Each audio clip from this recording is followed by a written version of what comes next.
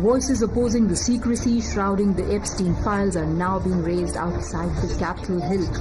The survivors, while recounting what Jeffrey Epstein did to them, said they are looking at compiling their own list.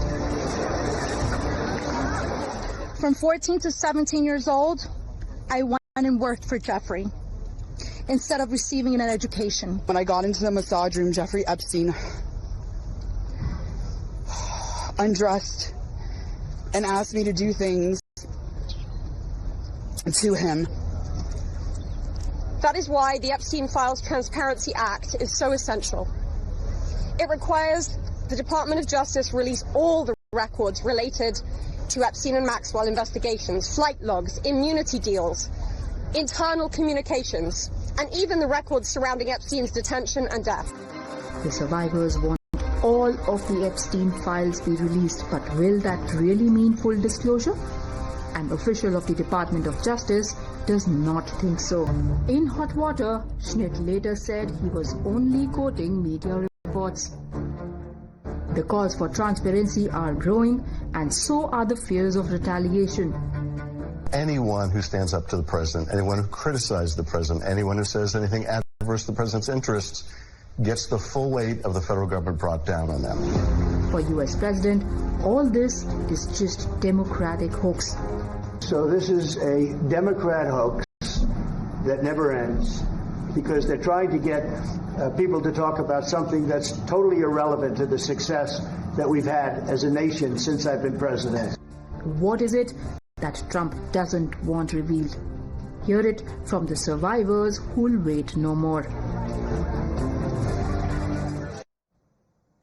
Well, we've heard the victims of the Epstein case sharing their emotional accounts of sexual abuse and calling for full disclosure of the case files.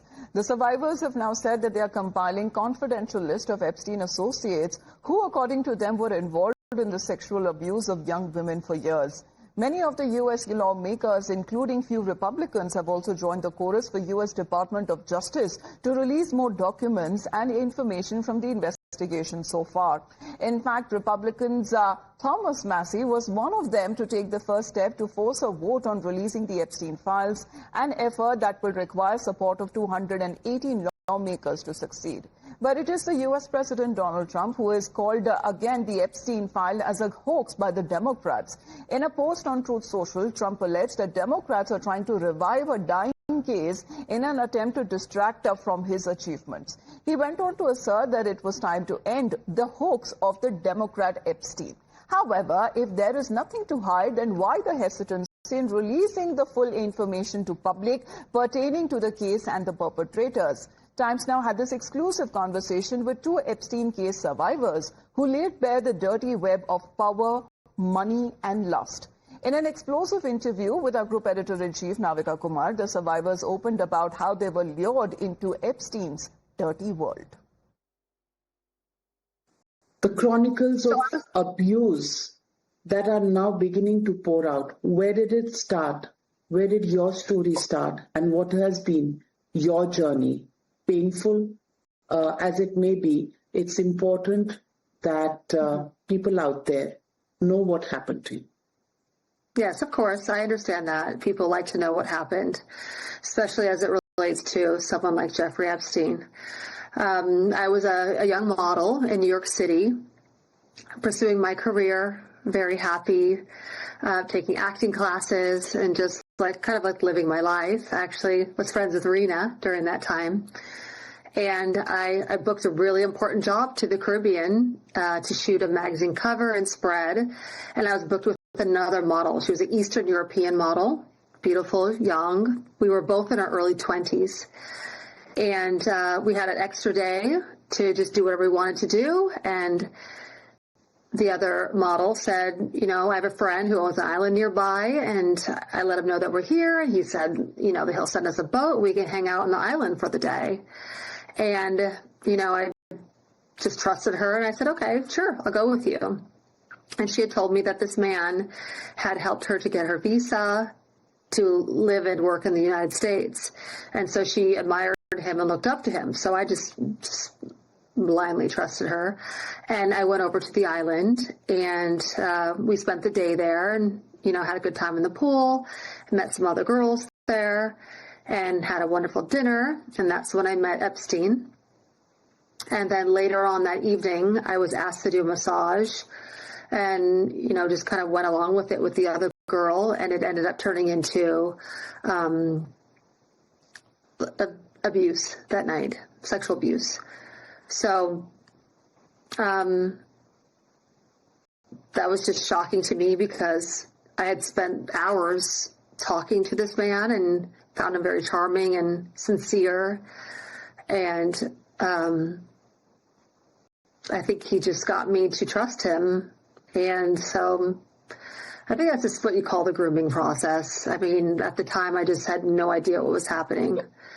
And it was very confusing to me when I left the island and went back to New York. I went back to my life. Everybody loved Jeffrey back then and spoke highly of him. So it was kind of a confusing thing to see all these powerful people that admired him. And then, so I knew him for a couple of years after that. I mean, I didn't start seeing a lot of the red flags until a little bit later on when I started hearing things from other girls. And things weren't adding up after a while. And I never felt like I could say no to him because of the things he had helped me with. And I don't know, it's really hard to explain it. It would probably take a lot longer than right now. But I felt like in hindsight, looking back over it and speaking to many survivors, that he kept me in his world because I had seen a few things on the island and I witnessed a few things knowing him. So he kind of kept me close in that way. At the press conference 2 days ago, you said there would be a client list that you would make. Who are these people? Who are these powerful people on that client list that you separately maintain? Yeah, well, I think that got blown out of proportion there. I was not talking about a client list that I was going to release to the public, to you, to anybody. I said confidentially between us survivors. When it comes to Jeffrey Epstein, he was a master manipulator.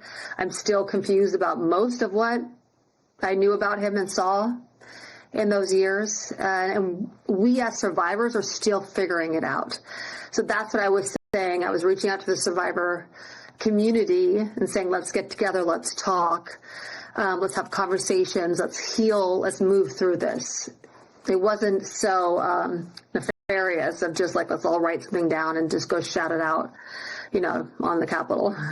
It wasn't like that.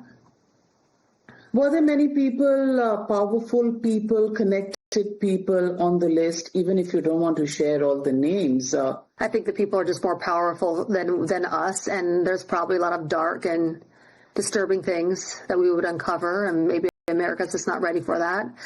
I think there's a lot of reasons, and it's just not my responsibility to release names of anything I know or anyone else knows. The DOJ has everything they need to share. So I don't, again, feel like it's my responsibility. Trump called this a Democratic hoax. Not sure why. I mean, we were standing with quite a few Republicans, and it was, for us, it had nothing to do with this party or that party. We were concerned of it just being a human rights issue. So I'm not quite sure, what he was thinking about that. I know in my experience and from most of the survivors that I've talked to, Trump was never on our list of someone that we'd seen around or was involved in anything. Why is it that something is being held back, and that is really upsetting all of those victims and all of those survivors out there? I think maybe a lot of those names may be names that we are familiar with. That's my suspicion. It's obviously, like Lisa said before, they're powerful names or people who have power. Otherwise, if they didn't have power, they would have released their names. And that's just an excerpt from this explosive conversation that we had